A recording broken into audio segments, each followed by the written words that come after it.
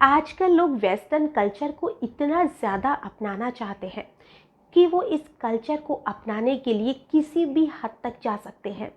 आजकल के जो लोग हैं वो हर चीज़ वो करना चाहते हैं जो कि विदेशों में होता है। आपने देखा होगा कि हमारे देश की जो भी औरतें हैं वो अपने तन को जितना ज़्यादा हो सके उतना ढकने में ही अपनी शोभा मानती थी। लेकिन आजकल वेस्टर्न कल्चर का हमारे ऊपर इतना प्रभाव हो चुका है कि लड़कियां जितने ज़्यादा कपड़े छोटे पहनती है उसी में वो खुश होती है, उसी को वो अपनी शोभा समझती है। और आजकल तो लोगों की जो सोच है वो वेस्टर्न कल्चर को देखकर इतनी गिरने लग गई है कि लोग अपनी पत्नियों की अदला बदली करने लग गए हैं।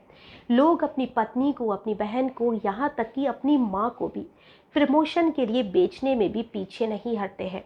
आज की जो कहानी है, जब आप इस कहानी को सुनेंगे तो आपके भी रोंगटे खड़े हो जाएंगे कि क्या वाकई में हमारा समाज आज जिस दिशा में जा रहा है कि क्या वो सही है।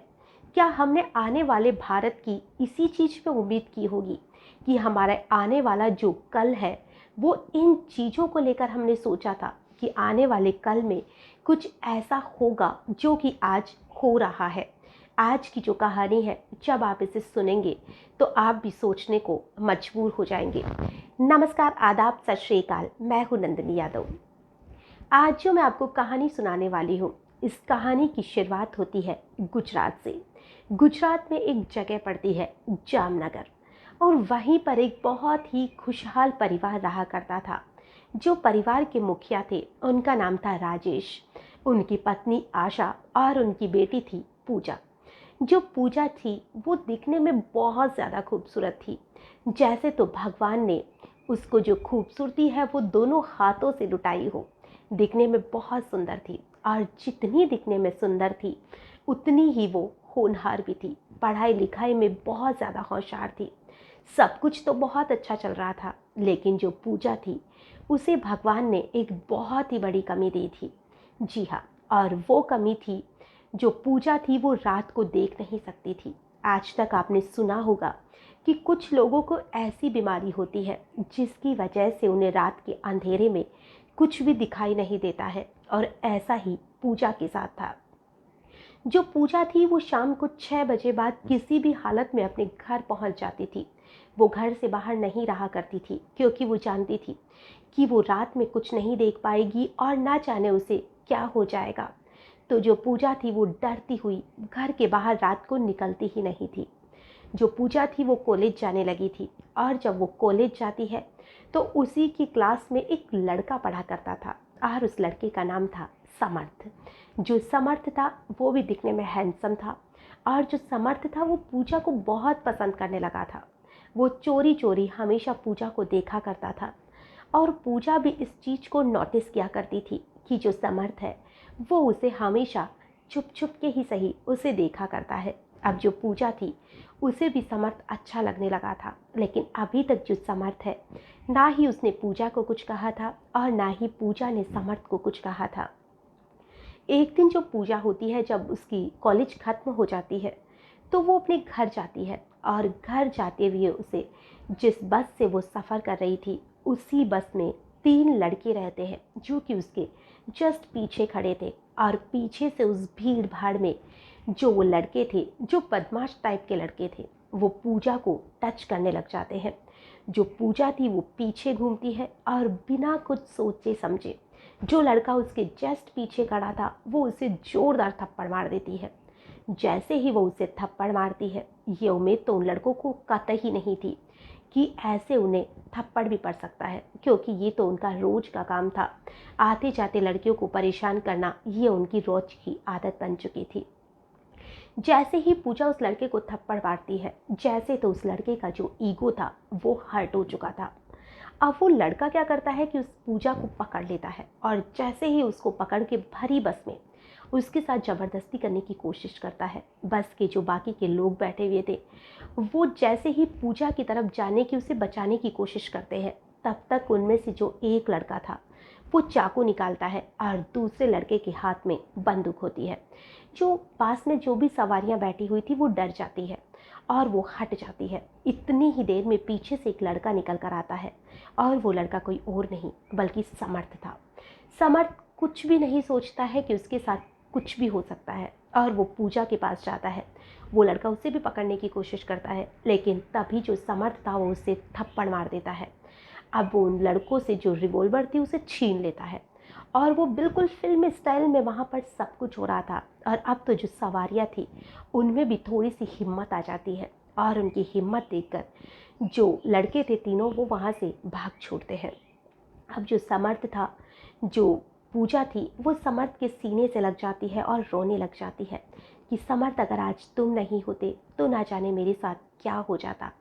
तो जो समर्थ था वो कहता है कि पूजा मैं हूँ ना, जब तक मैं हूँ तुम टेंशन मत लिया करो। अब दूसरे दिन जब वहाँ उस दिन तो ये पूरा मैटर वहीं ख़त्म हो जाता है। दूसरे दिन जो पूजा थी वो कॉलेज जाती है और आज उसकी जो नज़रें थी वो सिर्फ समर्थ को ढूंढ रही थी। समर्थ आता है और वो उसे फिर से चोरी से देखने लग जाता है।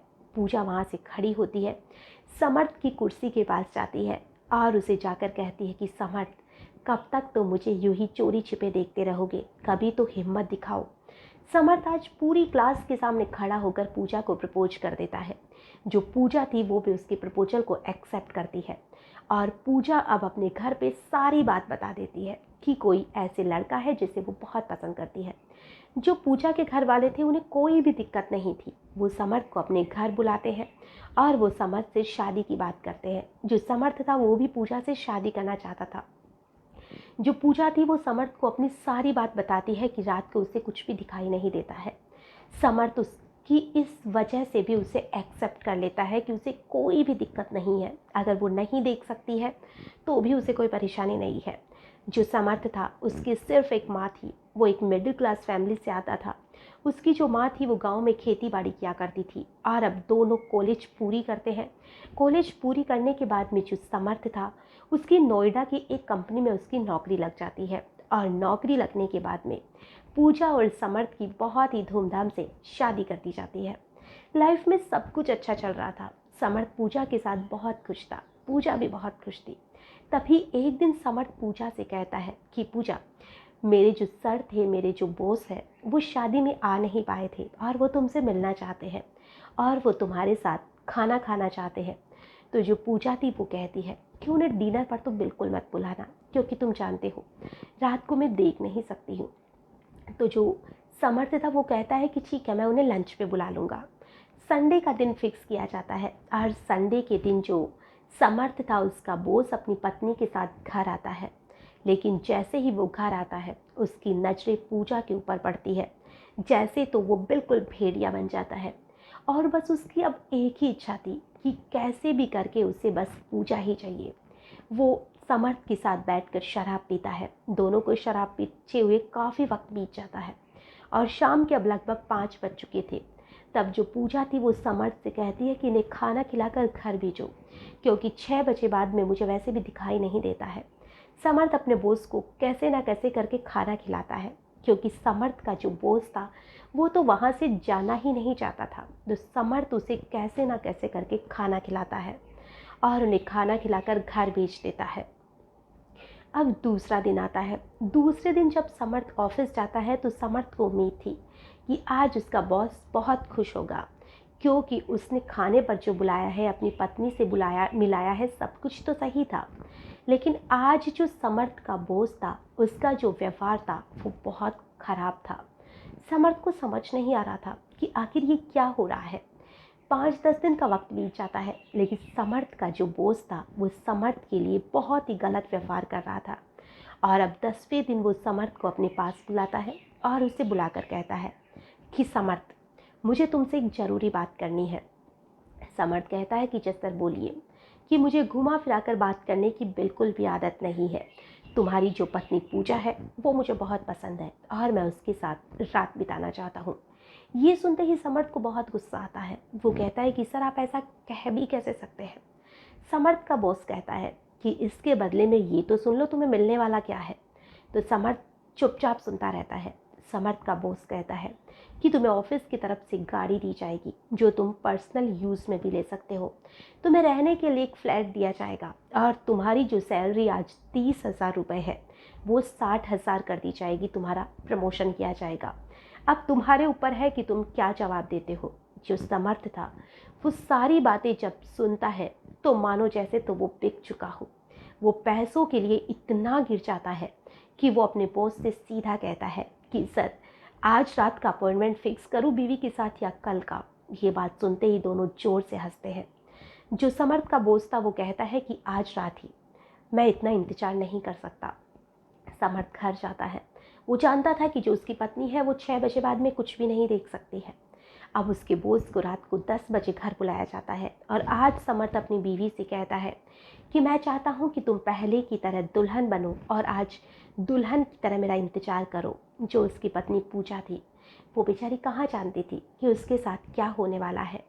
इधर जो समर्थ का बॉस था वो घर आता है और अब अंधेरे कमरे में, हालांकि वैसे तो अंधेरा करने की कोई ज़रूरत ही नहीं थी क्योंकि उसकी बीवी के लिए तो रात को अंधेरा ही रहा करता था।